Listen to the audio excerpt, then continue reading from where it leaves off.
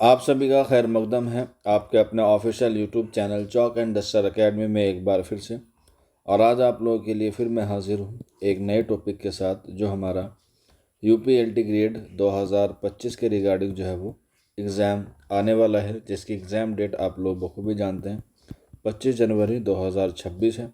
और उसी के लिए आप लोगों के लिए हम लोगों ने जो है वो टेस्ट सीरीज़ जो है वो स्टार्ट की है। और उस टेस्ट सीरीज़ का नाम जो है वो आप लोग बखूबी जानते हैं, जिसको हम लोग उड़ान टेस्ट सीरीज़ के नाम से जानते हैं, जिसमें आपको टॉपिक वाइज जो है वो सारी जी टॉपिक जो है वो कवर कराए जाएंगे।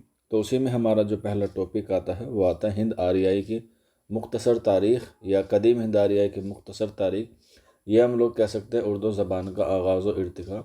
इन सब से जितने भी सवाल आ सकते हैं एग्ज़ाम में, उसी पे जो है वो हम लोग फोकस करेंगे। कोई बच्चा जो है वो क्लास लेना चाहता है तो नीचे डिस्क्रिप्शन में लिंक है, आप वहाँ जाकर जो है वो क्लास में जुड़ सकते हैं। आपकी क्लास जो है वो शुरू हो चुकी है। ये नंबर है 9045220432 और उसके लिए फ़ीस है महज 499 रुपये। इसके अलावा आपको जो है वो कोई फ़ीस नहीं देनी है। तो चलिए फिर बिना किसी देरी के आज का जो हमारा सेशन है उसको हम लोग शुरू करते हैं। पहला सवाल आपके मोबाइल की या लैपटॉप की स्क्रीन पर, आवाज़ों या अस्वात के मजमूए और तरतीब का नाम क्या है? सूतियात, सरफियात, ज़बान या लफ्ज़। क्वेश्चन नंबर 31 है तो इसका सही आंसर हो जाएगा आंसर ज़बान, यानी कि आवाज़ के मजमूए को हम लोग ज़बान कहते हैं, या ज़बान जो है वो आवाज़ का एक क्या है मजमू है। अगला सवाल, लिसानियात की किस शाख में किसी ज़बान की आवाज़ के मुखारिज का मुताला किया जाता है? नहवियात, फ़ुमनियात, सरफियात या सूतियात। क्वेश्चन नंबर 32 है, सही आंसर हो जाएगा ऑप्शन 4 यानी कि सूतियात। आगे बढ़ते हैं क्वेश्चन नंबर 33, सूतियात की कितनी शाखें हैं? 3, 4, 5 या 2। क्वेश्चन नंबर 33 है तो सही आंसर हो जाएगा ऑप्शन 1 यानी कि 3 जो है वो सूतियात की किस्में होती हैं। अगला सवाल, झेल में किसे सूतियात के मुताले में शामिल नहीं किया जाता? यानी कि 3 हमने देखी थी तो इसमें 4 है तो इसमें से एक जो है वो नहीं होगी, तो आंसर हो जाएगा ऑप्शन ए यानी कि सर्फ़ आमाल जो है वो सूतियात के ज़ेर असर नहीं आता है, बल्कि तलफ़ुज़कार, मकाम तलफ़ुज़ और तर्ज़ तलफ़ुज़ जो है वो सूतियात के मुताले में शामिल है। अगला सवाल, जिन आवाज़ों की अदायगी में मुंह के अंदर किसी किस्म की रुकावट नहीं आती वो क्या कहलाती हैं? क्वेश्चन नंबर 35 है, मुसम्मतें, मुसव्वतें, नीम मुसम्मतें या दोहरे मुसव्वतें। क्वेश्चन नंबर 35 है तो इसका सही आंसर हो जाएगा ऑप्शन 2 यानी कि मुसव्वतें। आगे बढ़ते हैं क्वेश्चन नंबर 36, उर्दू में सफ़ीरी आवाज़ों की कुल तादाद कितनी है? 11, 7, 5 या 9।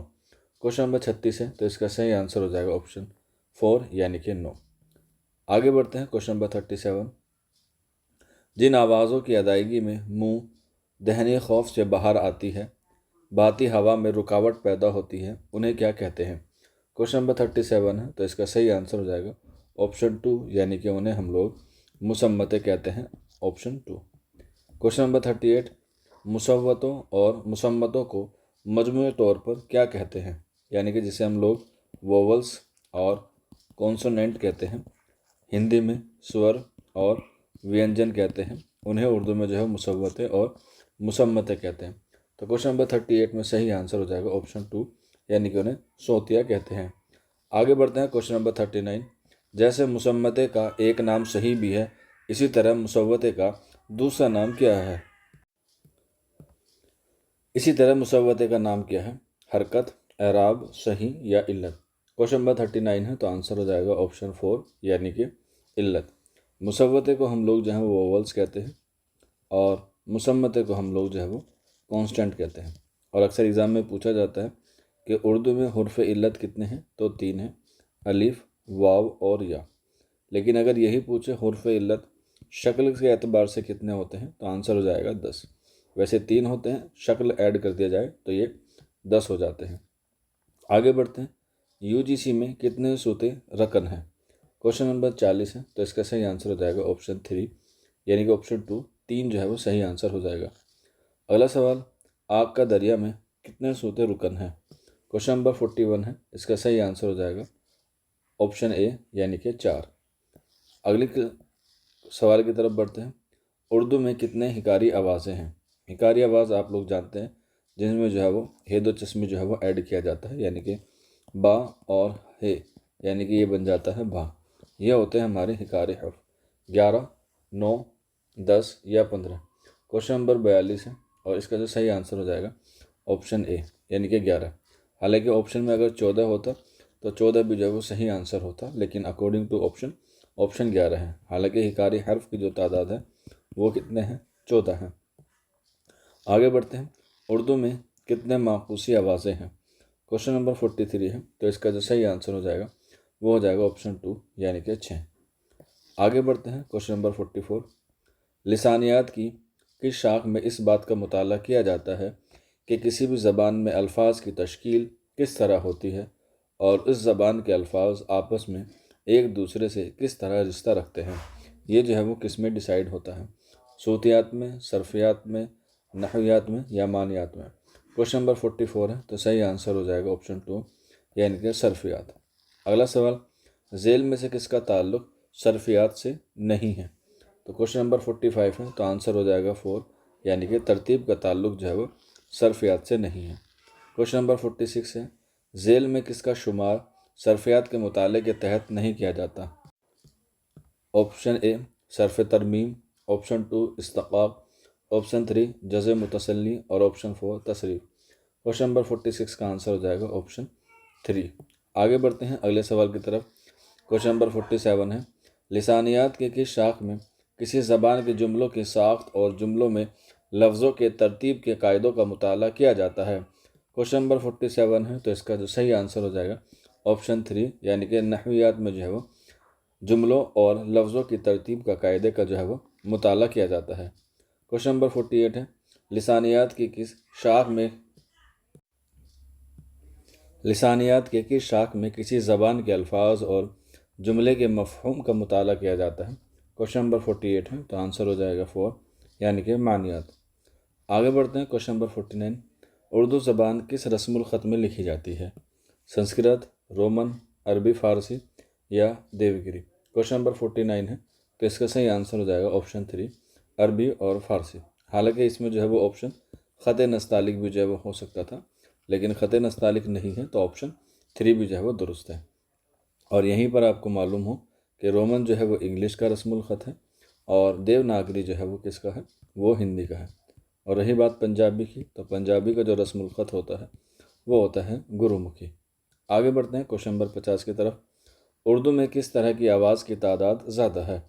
अरबी, फ़ारसी, तुर्की या हिंदी नज़ात, यानी कि हिंद आरियाई के माखज़ से ताल्लुक़ रखने वाले? क्वेश्चन नंबर 50 है, तो आंसर हो जाएगा 4, क्योंकि उर्दू और हिंदी का जो ताल्लुक़ है वो एक ही शाख से है। अगला सवाल क्वेश्चन नंबर 51, उर्दू के तमाम ज़मीरें किन ज़बानों से माखूज़ हैं? क्वेश्चन नंबर 51 है, तो इसका सही आंसर हो जाएगा 4, संस्कृत और प्राकृत से। क्वेश्चन नंबर 52, उर्दू के बुनियादी हर्फ या बुनियादी तरसीमों की तादाद कितनी है? क्वेश्चन नंबर 52 है, तो सही आंसर हो जाएगा ऑप्शन 3, यानी कि इनकी तादाद 18 है। अगला सवाल क्वेश्चन नंबर 53 है, ज़ाल, ज़ाद, ज़, सा, साद, हा और ता ज़ायद हरूफ हैं। सूती नुक्ते नज़र से ये सब मुर्दा लाशें हैं जिन्हें उर्दू रस्मुल ख़त उठाए हुए हैं सिर्फ़ इसलिए कि हमारे लिसानी रिश्ते अरबी से साबित रहे। ये किस मशहूर मुहक्किक का कौल है? रशीद हसन ख़ां, मसूद हुसैन ख़ां, हाफिज़ महमूद शिरानी या मुहिउद्दीन क़ादरी ज़ो? तो सही आंसर हो जाएगा ऑप्शन 3, ये कौल है हाफिज़ महमूद शिरानी, जिन्होंने उर्दू पंजाब से पैदा हुई का नज़रिया पेश किया। अगला सवाल, इनमें से किसका ताल्लुक़ सरफियात से नहीं है? क्वेश्चन नंबर 54, आंसर हो जाएगा 1, करेक्ट आंसर। अगला सवाल, हिंद आरियाई ज़बानों की इब्तदाई शक्ल क्या कहलाती है? क्वेश्चन नंबर 55 है, तो सही आंसर हो जाएगा संस्कृत, क्योंकि हमारा जो टाइम पीरियड शुरू होता है उर्दू का वो वैदिक संस्कृत से शुरू होता है, यानी कि तकरीबन 1500 काफ मीम यानी कि कबल मसीह से। अगला सवाल, उर्दू ज़बान में हिंद आरियाई असर ज़्यादा नुमाया होता है? रस्मुल ख़त में, ज़ख़ीराए अल्फाज में, सर्फ़ व नहू में या तलफ़ुज़ में? क्वेश्चन नंबर 56 है, तो आंसर हो जाएगा 2, यानी कि ज़ख़ीराए अल्फाज में। आगे बढ़ते हैं। क्वेश्चन नंबर 57 है, उर्दू के इब्तदाई दौर में किस हिंद आरियाई ज़बान का सबसे ज़्यादा असर हुआ है? क्वेश्चन नंबर 57 है, तो इसका जो सही आंसर हो जाएगा ऑप्शन 2, यानी कि खड़ी बोली का जो है वो उर्दू के इब्तदाई दौर में हिंद आरियाई ज़बान पर जो है वो सबसे ज़्यादा क्या हुआ है, असर हुआ है। आगे बढ़ते हैं क्वेश्चन नंबर 58। उर्दू ज़बान का सूती निज़ाम बुनियादी तौर पर किस ज़बान ख़ानदान से माखूज़ है? द्राविडी से, सामी से, हिंद आरियाई से या ईरानी से? तो सही आंसर हो जाएगा ऑप्शन 3, यानी कि हिंद आरियाई से। क्वेश्चन नंबर 58 का ऑप्शन 3 दुरुस्त हो जाएगा। आगे बढ़ते हैं क्वेश्चन नंबर 59। दर्ज झेल में से कौन सी ज़बान हिंद आरियाई ख़ानदान से ताल्लुक़ रखती है? कन्नड़, तमिल, सिंधी या मलयालम? तो आपको बताना है। तो हिंद आरियाई की जो ताल्लुक़ है वो है सिंधी। ऑप्शन 3 जो है वो करेक्ट आंसर हो जाएगा। अगला सवाल और आज के सेशन का हमारा आखिरी सवाल है, और मैंने आपको एक होमवर्क दिया था जिसका सही आंसर था 23 का ऑप्शन बी। तो उसी तरीके से आज हमारा ये नया सवाल है जो आप लोगों के लिए होमवर्क के तौर पे दिया जाता है। SW लिख के आपको जो है वो कमेंट बॉक्स में बताना है कि क्वेश्चन नंबर 60 का आंसर क्या होगा। प्राकृत ज़बानें किस ज़बान की इर्तिकाई शक्ल मानी जाती है? फारसी की, पाली की, संस्कृत की या अरबी की? तो ये सवाल आप लोग जो है वो मुझे कमेंट बॉक्स में बताइएगा, और इसका आंसर फिर मैं आपको जो है वो अगली वीडियो में बताऊँगा। बाकी किसी बच्चे को कोई डाउट हो, कोई क्वेरी हो, तो नीचे कमेंट बॉक्स में पूछ सकता है, और यहीं पर जो है वो आपको डिस्क्रिप्शन में लिंक में जो है वो आपको क्लास का लिंक भी मिल जाएगा। आज के सेशन में इतना ही। मिलते हैं आप लोगों से जल्द ही नेक्स्ट वीडियो में। शुक्रिया फॉर वॉचिंग दिस वीडियो।